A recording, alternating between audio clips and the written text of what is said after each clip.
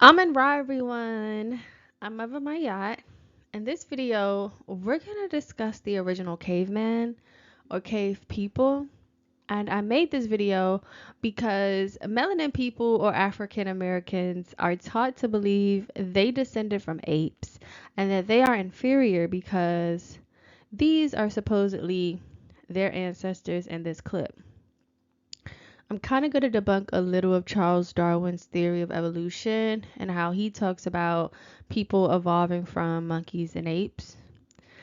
Disclosure, disclosure, disclosure. Now, I'm about to go in with some information that may cause discomfort to some or counteract some teachings and beliefs. I am in no way aiming to belittle anyone's ethnicity or be mean or rude, but this video may contain sensitive content. Viewer discretion may be advised. Let's go. Now, this is a clip from a 1981 film, Quest for Fire. Now, in this clip, you can see that it starts in a cave. Now, if you haven't seen this movie, in this scene, they are profusely coughing and they're like exuding sickly energy. Now, remember this information as we move along. Now, I know it's just a movie, but I'm using it as a reference because some of us are aware by now that art imitates real life, and films are not always just made up out of thin air. There usually is something or someone that inspires a movie to be created, and this movie happens to align with the theory of evolution. So we begin with, how did these people come about? Now, this is clearly the Stone Age era or the Paleolithic era. So how do you look like this? How does one look like this? Like, how did they come about? So the story begins.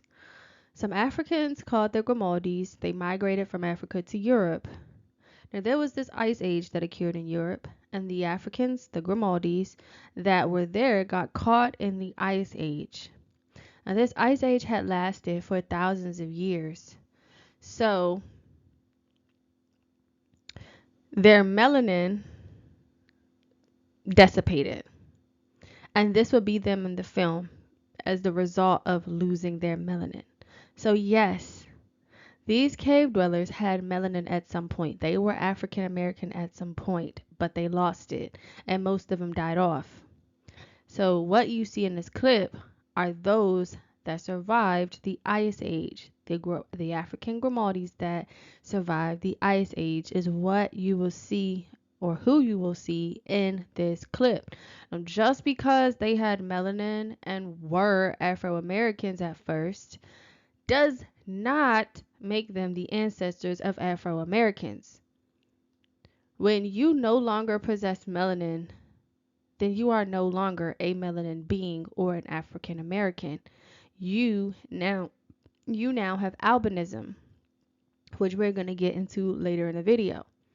But getting to the point, this ice age lasted thousands of years, so these people now they have to adapt to the cold, making them now ice people. So their body is now becoming conditioned to sustain these this cold glacier climate. Hence the name of the film Quest for Fire. They lived in the cold regions of Europe. Now let's get into some of the features and characteristics of not even like of just the characters in this film. So when you look at these people, and when you think of a caveman, this is the image that comes to mind. Like even in commercials or a TV show or anywhere, this is how a cave person is usually portrayed. They look nothing like Afro Americans. Now, movies usually have predominantly European actors in their movies or in casts, that's common. But when I watched this movie, I found it ironic how there were no African American cave dwellers in the film. Like, being that African Americans were told that they descended from apes and monkeys, one would think that they would have at least one or two or three melanin people portray, ape people or portray one of these cave dwellers, but they don't have any.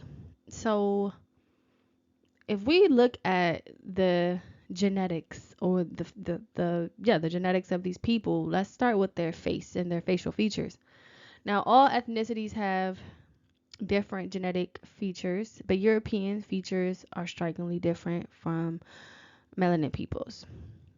Like, one obvious um, difference is our nose structures.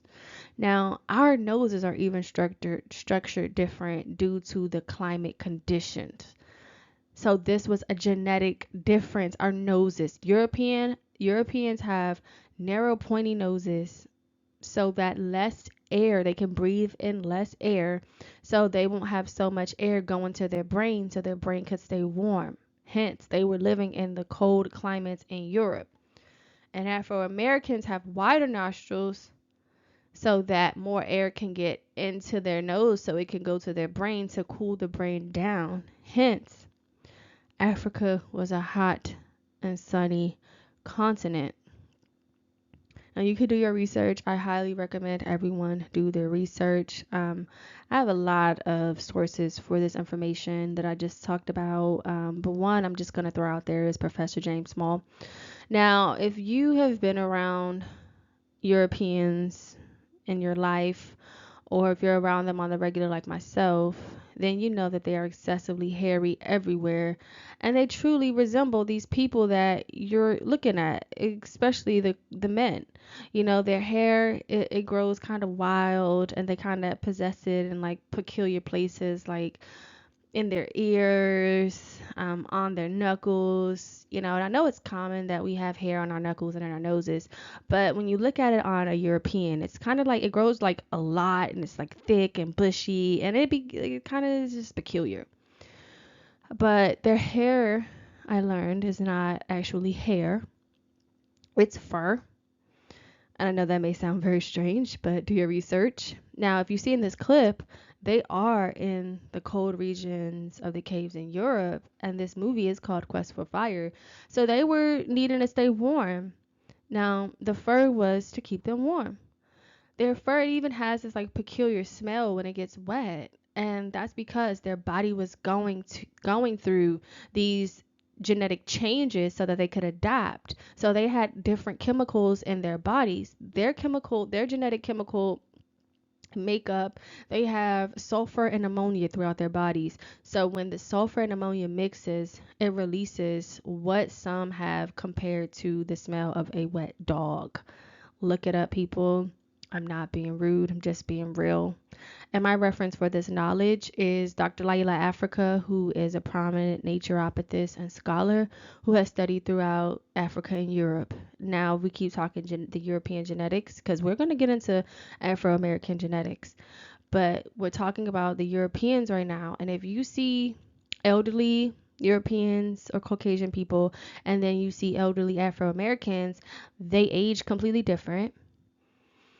Not all, but lots of Europeans age terrible. You know, they look old and they look really bad. Their skin is bad, their posture, some are irrefutably hunchback. And like I said, not all, but most of them do. Hence why Botox is such a popular procedure amongst Europeans. Now, not all melanin people age great, but genetically speaking, Europeans age the worst. Hence the term black don't crack. Now, we're going to go back to the beginning of the video where we talked about the coughing. Now, this is where we're going to talk about diseases and illnesses. Now, in school, our textbook teaches us where illness and diseases derived from. Before they came to the Americas, they derived from Europe. They were brought to the Americas from Europe. Now, your good textbooks in school told us that. Hence, the outbreak of the bubonic plague in Europe. And we're not going to get too much into the European history with disease, but because that's another video in itself. But I hypothesize that this is where the diseases, started. And we all have melanin, yet the European only has a little bit of melanin because 80% of Europeans have calcified pineal glands, which stops the production of melanin.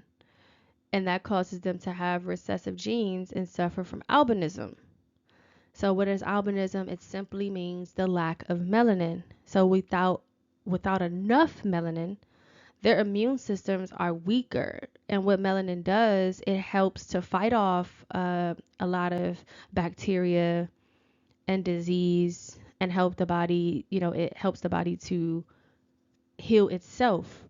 So when you only have a little bit of melanin, your immune system is weaker and more prone to certain illnesses and diseases. And Europeans suffer from a rare disease that is not popular in African Americans that's called Huntington disease. And melanin people, like I said, their immune systems are a lot stronger because they have melanin, which helps, fight off diseases and assist the body to heal itself. And my source for this information is prominent psychologist Dr. Frances Wilson, and I have some of her videos on the channel if you want to check them out. And also our school books and our history books taught us where diseases have derived from. Now, going back a little bit on the facial genetics, Ron Perlman is an actor in this movie. All right, he's a character in this movie. Now, if you don't know who he is, Google him, ask Siri, look him up. He looks like one of these characters, even when he's out of makeup. Like when he doesn't have on the costume or makeup, he still looks like a cave dweller. Like he looks like his character outside of character. And, I have seen him personally, known people who kind of resemble these people in real life as well. And there are some strange looking melanin people out here, but honestly, I have yet to meet a melanin or an Afro-American person that's just like given caveman, And I'm just sharing the connection this film depicts that not only myself, but others have adjoined with relative and historical findings. Now, I'm going to share links in the description below from others that have led me to this movie and why I'm making the brief analysis in the first place. Now let's get on Afro-American genetics. Again, everyone possesses melanin. Again, Afro-Americans possess the most melanin on the planet. So what is melanin?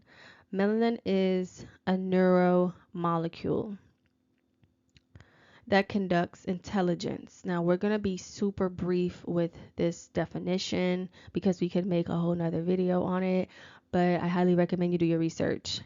Now to be brief, melanin is condensed sunlight. And since Afro-Americans possess the highest amount of melanin on the planet, they are referred to as melanin people and children of the sun. So when Afro-Americans spend long periods of time in the sun, they get darker. When Europeans spend an excessive amount of time in the sun, they get skin cancer and sunburned. So going back to the genetical climate conditions, Afro-Americans have to have contact with the sun more than Europeans because Africa was a very hot and sunny continent, which already tells us that the ancestors of Afro-Americans would not have been able to survive the climates of a cave. And I'm going to have the link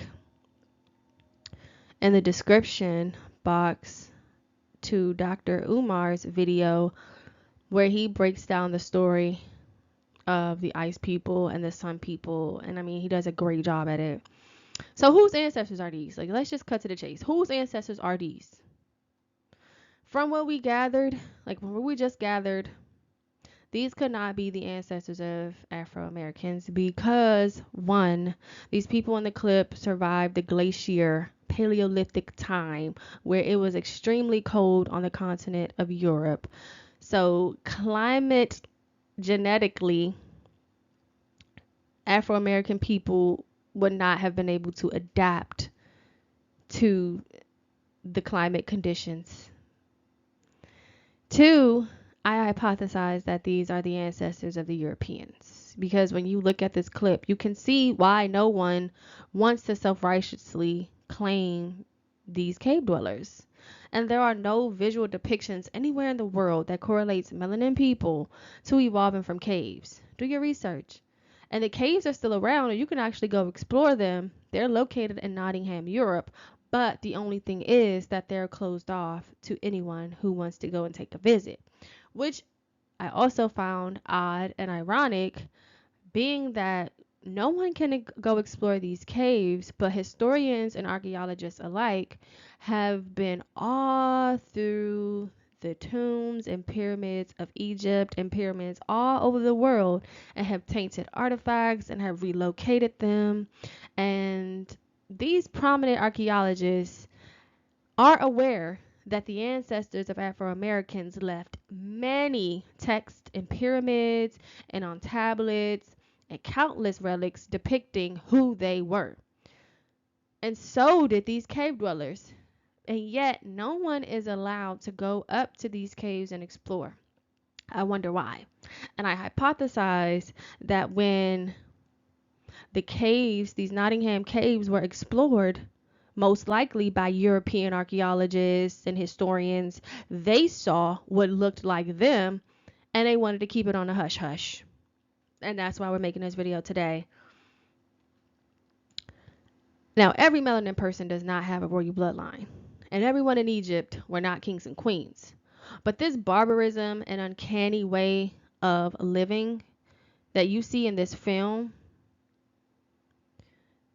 and in history, it shares absolutely no connection whatsoever to the lineage or ancestry of melanin people. Now let's get to the barbarism and the behavior and the mentality of these melanin people. I'm sorry, not of these melanin people, of the European people. So we're talking about the behavior and the mentality of European people today. So prominent psychologist Dr. Joy DeGruy, she conjectured that the Afro-Americans today behave the way that they do because of what she explained as post-traumatic cave syndrome. Now you guys look her up, you can Google her, you can YouTube her, and you will see her explanation of what post-traumatic slave syndrome is. It's more elaborate when she talks about it. Now, as we see the way of living and the barbarism amongst the cave dwellers in this film, I further correlate it to the peculiar behavior of the European today and hypothesize that in conjecture to Dr. DeGruy's post-traumatic slave syndrome for the Afro-American, that the European today suffers from post-traumatic cave syndrome. Now, what do I mean? So, Europeans have a different diet. All right. I mean, even with the whole meat eating and dairy eating, that definitely derived from this time too, because dairy and meat was not a popular food choice for the ancestors of melanin people. Again, that's a whole different video. But Europeans have different taste buds, and they eat kind of different than Afro-Americans. They also have this like warped obsession with violence and chaos. For example, you guys are familiar with the story where this man had like kidnapped or abducted these girls and had them locked in the basement, like chained in his basement for like years at a time. It was a very popular story. One of the girls, she kind of escaped, and everyone was looking for her. Her mother was looking for her, and her mom actually died from heartbreak. And this girl was like chained in this man's basement for like years. He even got her like pregnant. It was crazy. And then stories like, mass school shootings and mass mall shootings, and just these strange mass killings And like even in scary movies, like there are no movies that have African American serial killers besides one, which is like Candyman. But other than that, like there are no popular movies where Afro Americans are like serial killers. Like that's usually like a European thing of like mass murdering, you know? Like I am in no way declaring melanin people to be saints. But melanin people are more known for black on black crime. Like they kill each other. They don't like they're not really known to go on like killing sprees, so to speak. Now, I even posted a video on the channel where Toni Morrison says that white people have a problem. No, not just Toni Morrison has said this statement, but many others have made similar statements. And lots of people can agree that Europeans make life more complex for Afro Americans. Hence the imposition of white supremacy, institutionalized racism, and many other impositions. And there are a few reasons why, but in this video, I am analyzing how myself and many other eminent scholars cognize the cave people of the Paleolithic era to be the ancestors of the European. Now, again, why I'm making this video, we're going to touch on historical American teachings about the European. We've been taught that the Europeans built the land and have civilized this country and explored the world and done all these great things for the greater good of humanity. And yet, these are the ancestors of the Europeans. So, one asks, how could Europeans civilize this country if this is how they were living in prehistoric times? The classification term Caucasian derives from where they are in this film, the Caucasus Mountains, located between Asia and Europe. Look it up, ask Siri. Now, again, these caves are still around in Nottingham, Europe. You can Google Google these caves. I think there are pictures up if you Google them. And many scholars and Afro American scholars, European scholars alike, can tell you that the Caucasian only came into existence 6,000 years ago, or the European only came into existence 6,000 years ago. So, how could they civilize the country when these were their ancestors? And then it's also ironic that no one can seem to trace with their fancy scientific equipment how long precisely the Afro American have been on the planet. So eventually these cave dwellers left the caves. Who civilized these people? Who civilized these cave dwellers? And since they're the Europeans' ancestors, what happened to these cave dwellers when they left the caves? Now, like I said, we are taught that somehow when they went into the world, they began to civilize it. But how when they were clearly the uncivilized species?